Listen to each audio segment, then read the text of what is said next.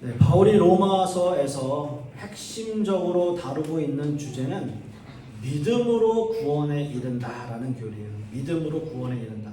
여러분들께 로마서 처음 시작할 때 말씀을 드렸지만 이신칭, 믿음으로 구원에 이른다, 의롭게 되어진다라는 뜻이죠. 그래서 로마서의 핵심적인 주제는 믿음과 구원, 그러니까 믿음으로 구원에 이른다라는 교리예요. 이 교리를 설명하기 위해서 계속적으로 등장하는 단어가 두 가지가 있는데 그게 바로 복음과 율법입니다. 복음과 율법. 이 로마서를 설교하면서 율법에 대한 말씀을 여러분들께 계속 반복해서 하고 있어요. 율법이 어떤 것이고 율법은 뭐고 왜 그들이 율법을 지켜야 하고 또 왜 율법이 폐기해야 돼야 되고 뭐 이런 여러 가지 말씀들을 계속해서 반복적으로 로마서를 통해서 하는 거죠. 그럴 수밖에 없는 것이 바울 사도 역시도 믿음과 구원에 대한 설명을 하기 위해서 계속해서 이 두 단어, 결국 믿음과 구원에 대해서 이야기하는 율법과 복음에 대해서 계속 이야기를 할 수밖에 없는 거죠. 유대인들에게 율법은 법이기 이전에 그들의 삶이에요. 자신들의 삶이에요. 율법이라는 것은 삶이에요. 그러니까 평생을 율법을 지키며 노력하며 살아왔던 거예요. 유대인들에게는. 그리고 바울 사도 역시도 그의 평생을 바쳐서 율법을 지키며 살려고 노력했고 또 그 율법을 지키며 살려고 부단히 노력을 했어요. 그런데 율법을 지키면 지킬수록 어떤 자신의 삶이 더 행복해지는 게 아니라 그렇지 않더라라는 거죠. 오히려 율법에 대한 부담감과 죄책감만 더 늘어나게 되었던 거예요. 왜냐하면 율법을 완벽하게 지키는 사람은 이 세상에 어느 누구도 어느 한 사람도 없어요. 아무리 유명한 신학자라 하더라도 아무리 유명한 이런 바울사도 같은 사람이라 할지라도 아니 그 전에 뭐 모세, 여호수아 뭐 이런 모든 사람들을 다 통틀어도 율법을 완벽하게 지키는 사람은 없습니다. 그건 불가능한 일이기 때문이에요. 그래서 바울은 이런 하나님의 의가 인간의 노력으로 얻어지는 것이 아니라 하나님이 인간들에게 주시는 그 은혜로만 가능하다라는 사실을 로마서 전체를 통해서 설명해 왔어요. 그러니까 로마서는 그거예요. 우리의 노력으로, 우리의 힘으로, 우리의 그 어떤 것으로도 우리는 구원받을 수 없습니다. 다만 그 모든 것들은 하나님의 은혜입니다. 라는 것을 로마서 전체를 통해서 설명하고 있다는 거예요. 그래서 로마서 3장 28절 말씀에는 이렇게 기록합니다. 그러므로 사람이 의롭다 하심을 얻는 것은 율법의 행위에 있지 않고 믿음으로 되는 줄 우리가 인정하노라 라고 말씀해요. 율법은 아니에요. 율법은 아닙니다. 우리가 믿음으로 의롭게 됩니다 라고 말을 해요. 자, 이렇게 말을 하니까 이렇게 이야기를 하면 그러면 이제 기독교인들은 크리스찬들은 율법을 지키고 실천하는 것이 아니라 예수 그리스도를 믿음으로 구원에 이른다라는 말씀이잖아요. 예수 그리스도를 믿기만 하면 구원에 이른다라는 말이에요. 그래서 바울 사도는 로마 교회에 편지를 보내서 이 사실을 강조하고 있는 거예요. 자, 이제 율법은 아닙니다. 믿음으로 구원에 이르게 됩니다 라고 외치고 있어요. 자, 그러면 로마 교회에 있는 성도들은 바울 사도의 이 편지를 받고 로마서 이 편지를 받고 와, 우리들은 이제 해방이다. 우리는 그동안 지겹게 평생을 다해서 지켜왔던 그 율법, 그 율법을 이제 지키지 않아도 되고 또 율법을 강요하는 저 유대인들에게서도 우리는 다 해방된 거다. 야, 우리는 이제 자유다. 이런 생각을 가져야 되잖아요. 그런데 아니에요. 문제는 기독교인들의 구체적인 일상생활들이 해결되는 게 아무것도 없어요. 그렇게 말은 했지만 바울 사도가 그렇게 말은 했지만 그래서 로마 교회 성도들이 그 말을 듣고 아 그래 우리가 해방인가? 아 해방되었네? 우리는 이제 자유롭네? 라고 생각은 하고 있지만 그들의 현실은 전혀 바뀐 게 없다라는 거예요. 그들의 삶은 바뀐 게 없어요. 계속해서 기독교인들에 대한 박해가 로마 사람들에게서 이루어지고 있고요. 그리고 또 역시 유대인들에게서도 계속해서 박해가 이루어지고 있어요. 그리고 늘 항상 마주치던 사람들과도 계속 문제가 계속 이어져 가고 있어요. 로마 정권뿐만이 아니라 교회 안에서도 교파끼리, 교인들끼리 사사건건 부딪혀요. 계속해서 싸우게 되는 거예요. 그게 계속 이어지고 있어요. 이런 말씀을 들으면 한순간에 모든 게 다 자유로워지고 해방되어야 되는데 그렇지 않았다는 거예요. 믿음으로 의롭게 살려고 노력하며 살아야 하는 그 신앙과 현실 사이의 그 괴리는 너무 깊어요. 너무 멀어요. 그러니까 믿음으로 라고 하는 그 말씀이 머리로는 이해가 되지만 가슴에 와닿진 않는 거예요. 왜요? 현실은 그렇지 않으니까. 현실은 그렇지 않으니까. 그래서 바울 사도는 하나의 해결책을, 또 하나의 해결책을 제시합니다. 오늘 함께 읽은 본문 10절 말씀에 보면 사랑은 이웃에게 악을 행하지 아니하나니 그러므로 사랑은 율법의 완성이니라 라고 말해요. 사랑이 뭐라고요? 율법의 완성이니라 라는 말씀이에요. 자, 율법의 완성. 율법의 완성. 여러분 한번 생각해 보세요. 율법의 완성이라는 말은 율법을 지켜야 한다는 말인가요? 아니면 율법을 폐기한다는 말인가요? 율법이 완성되었다. 율법이 완성되었다. 율법을 완벽하게 지켜야 한다는 말인가요? 아니면 율법을 폐기해야 된다는 말인가요? 아니면 율법을 지키는 말도 아니고, 율법의 완성이라는 것은 율법을 지키라 라는 말도 아니고 폐기하라 라는 말도 아닌가요? 헷갈리죠? 율법의 완성이 율법을 지키라는 건가요? 폐기하라는 건가요? 아니면 율법을 지키지 않아도 되고 폐기하지 않아도 된다 라는 건가요? 좀 헷갈려요. 그러면서 바울 사도는 아주 분명하게 율법의 완성이라는 말을 하기 이전에 사랑은 이웃에게 악을 행하지 않는 겁니다 라는 말을 해요. 사랑은 이웃에게 악을 행하지 않는 것이고 그래서 사랑은 율법의 완성이 됩니다 라는 말이에요. 자, 한번 이 말씀을 우리가 생각해 보자고요. 이웃에게 악을 행하지 않는 사랑을 실천하면서 사는 것이 율법의 완성이라는 거예요. 이웃에게 악을 행하지 않는 사랑을 실천하면서 사는 것, 그게 율법의 완성이에요. 왜냐하면 사람은 본성적으로 또는 본능적으로 이웃과 경쟁하며 살아가기 때문이죠. 우리나라 역시도 경쟁이라고 하는 것이 너무나 심해요.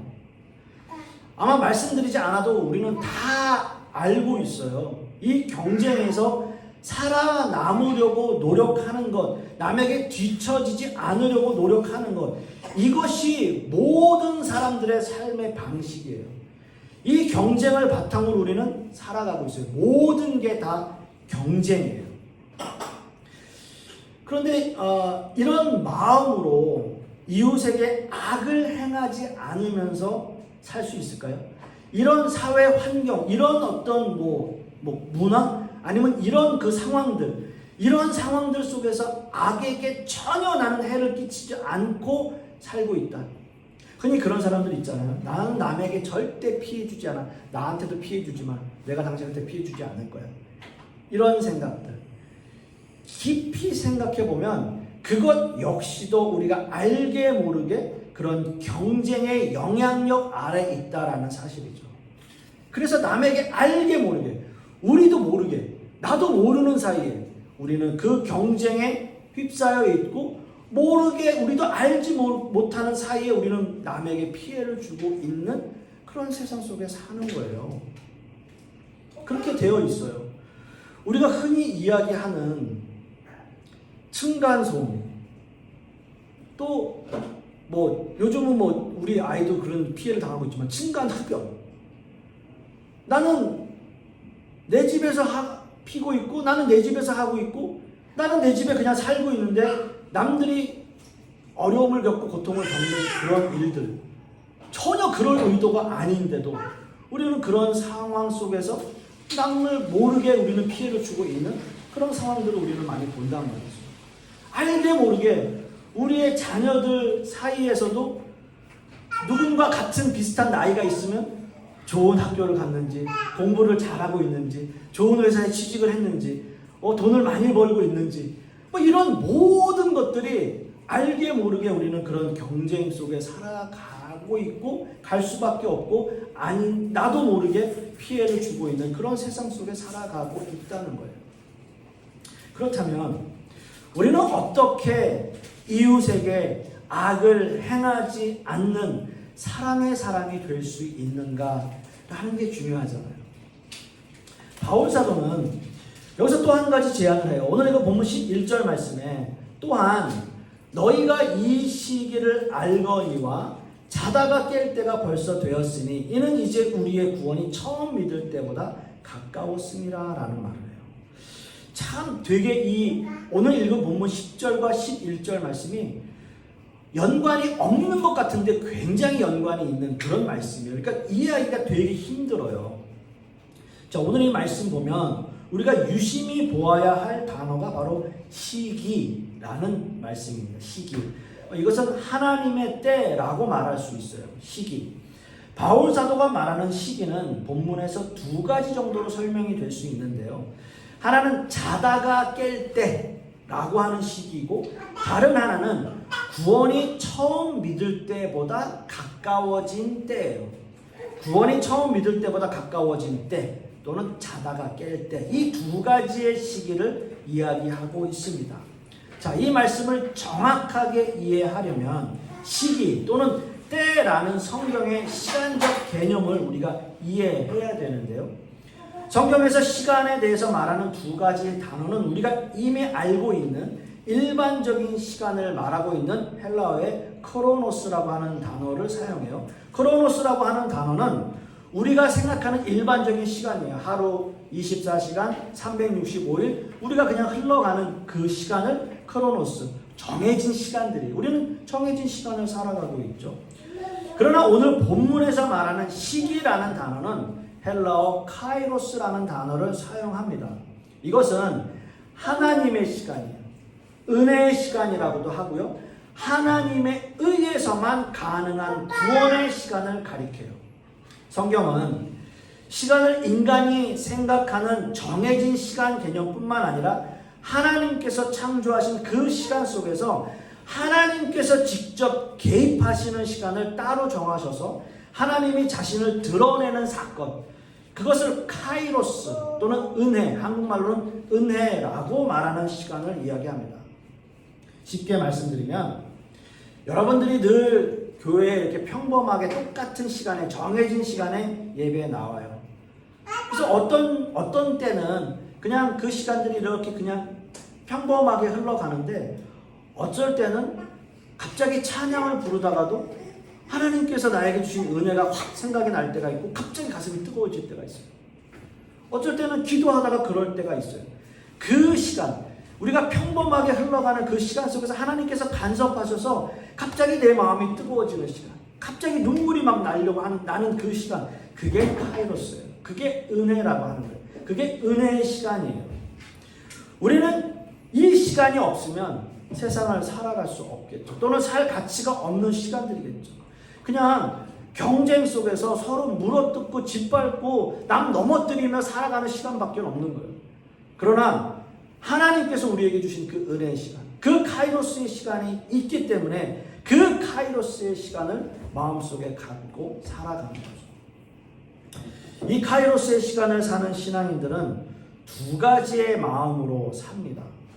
바울 사도가 제안한 것처럼 첫째는 자다가 깰 때, 그리고 다른 하나는 구원이 가까워진 때를 사는 모습으로 사는 거예요.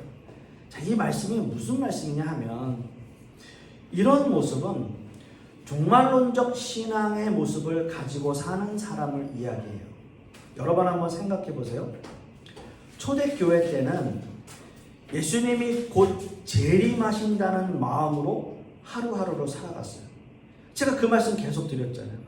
그러니까 초대교회 때는 예수님께서 하늘로 올라가신 그 모습 그대로 내가 다시 올 것이다 라고 말씀하셨으니까 자기들이 살아있을 때 예수님께서 다시 오실 것이라고 생각을 한 거예요.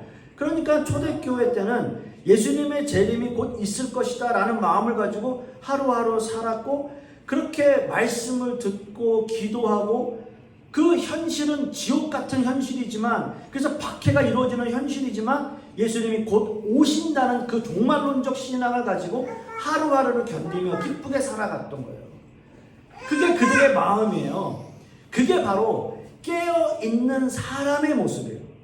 깨어있는 사람. 신랑을 기다리는 5 처녀처럼 예수님이 언제 오실지 모르니까 준비하고 깨어 있었어요. 깨어 있었다라는 것은 종말을 준비하는 사람의 모습이에요. 바울 사도가 말하는 때가 가까웠다는 말씀을 통해서 예수님의 종말의 개념과 긴박성을 더 강조하고 있는 거예요. 그러니까 그런 모습으로 살아가는 거죠. 여러분 생각해 보십시오. 예수님이 언제 오실지 모르지만 분명한 건 뭐예요? 2000년 전에 바울 사도가 이 말씀을 기록한 때보다는 지금이 더 가까워졌잖아요. 2000년이 흘렀는데 지금이 2000년이 더 가까워졌을 거 아니에요. 예수님이 언제 오실지 모르시겠지만 바로 그 말씀이에요. 바울 사도가 기록한 때보다 그때도 가까워졌다라고 말씀하고 있지만 그때보다 지금은 더 가까워진 시간이죠. 그래서 그 종말론적 신앙과 믿음을 가지고 우리는 이 시대를 견디고 사는 거예요. 여러분, 이런 모습이 율법의 완성이라는 거예요. 율법의 완성. 생각해보면 우리가 그런 마음을 가지고 살아간다면 예수님이 그때보다 더 가까워진 때이고, 우리가 그런 종말론적 신앙의 모습을 가지고 살고 있다면 우리가 이웃에게 악을 행할 이유가 뭐가 있겠어요? 내가 시한부 인생을 살고 있다면, 내가 일주일 후에 죽을 수밖에 없는 상황이라면 내가 남에게 뭘 준들 뭐가 그렇게 아깝겠어요? 그렇잖아요. 그런 마음가짐이었던 거죠. 그런 신앙이었던 거죠. 바울 사도가 이야기하는 율법의 완성이라는 그 의미에도 그런 시간을 견디며 살아갔던 그 시대 사람들에게 말하고 있는 거예요. 뭐가 그렇게 아까워? 너 이웃에게 그렇게 사랑으로 대해. 예수님 곧 오실 건데, 주님 곧 오실 건데 뭐가 그렇게 아까워? 사랑으로. 그것이 율법의 완성이야. 그게 율법이야. 그래서 사랑하라는 거야. 이 말씀을 하고 있는 거예요. 그 말씀이 지금 우리에게도 적용되죠. 우리는 그때보다 더 가까워진 때를 살고 있어요. 우리는 그때보다 더 가까워졌어요. 그 시간이에요. 그 은혜의 시간이에요. 우리는 그 믿음을 가지고 살아가고 있는 겁니다. 사랑하는 성도 여러분, 말씀을 정리해 보겠습니다. 인간은 율법을 다 지킬 수 없고요. 그래서 예수 그리스도의 십자가 사랑으로 우리는 믿음으로 구원을 받았습니다. 그럼에도 불구하고 인간은 현실적인 문제로 말미암아 신앙의 괴리 안에서 살아갈 수밖에 없죠. 그렇기에 이런 것을 극복하기 위해서 우리는 이웃에게 악을 행하지 않고 살아야 하는데, 그것 역시도 인간의 힘으로는 어려운 일이에요. 그래서 바울 사도는 2가지를 우리에게 제안했어요. 첫째는 깨어 있으라는 것. 다른 하나는 구원의 때를 기다리라는 겁니다. 이거예요.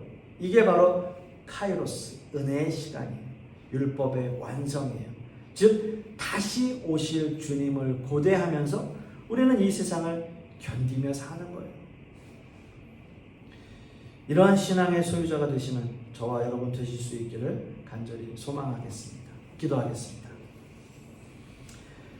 아버지 하나님, 오늘 말씀을 통해서 우리가 깨닫는 것은 하나님께서 우리에게 주시는 그 은혜, 그 간헐적 은혜가 우리에게 얼마나 소중하고 우리가 얼마나 귀한 것인가를 생각하게 됩니다. 이 세상 현실은 우리에게 어려운 일이지만 우리는 다시 오실 주님을 고대하며 기대하며 이 세상을 견디며 살아가고 있습니다. 하나님의 말씀의 은혜 가운데 살아가는 우리 모든 성도님들 될 수 있도록 주님께서 역사하여 주시옵소서. 이 모든 말씀 우리 주 예수 그리스도의 이름으로 기도하옵고 이제는 우리 주 예수 그리스도의 은혜와 아버지 하나님의 극진하신 사랑과 성령님의 내주 교통하심이 오늘 말씀을 통해서 하나님의 그 은혜의 시간을 통하여 세상을 견디며 살아가기를 소망하는 우리 하나님의 백성들 머리 위에, 그 자녀들 위에, 그 사업과 직장 위에, 그리고 우리 풍요로운 교회 위에 이제로부터 영원토록 함께 있을지어다. 아멘.